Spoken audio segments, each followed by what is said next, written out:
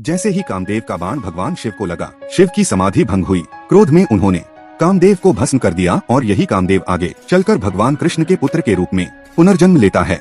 एक समय तारकासुर नामक अत्यंत शक्तिशाली दैत्य देवताओं पर अत्याचार कर रहा था, जिसे वरदान था कि केवल भगवान शिव का पुत्र ही उसका वध कर सकता है। कामदेव से प्रार्थना की कि वे भगवान शिव की तपस्या भंग करें। देवताओं के आग्रह पर कामदेव ने भारी जोखिम जानते हुए भी वे रति और वसंत के साथ कैलाश। जैसे ही कामदेव का बाण भगवान शिव को लगा, शिव की समाधि भंग हो गई। शिव अत्यंत क्रोधित हो उठे और उन्होंने अपनी तीसरी आंख खोल दी।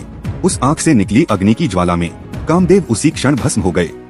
अपने पति के भस्म होने से रति अत्यंत दुखी हो गई। उन्होंने भगवान शिव से करुणा भरी प्रार्थना की। रति की सच्ची भक्ति से प्रसन्न होकर शिव ने वरदान दिया कि कामदेव शरीरहीन रूप में जीवित रहेंगे। इसी कारण उन्हें अनंत कहा गया, अर्थात बिना शरीर वाला।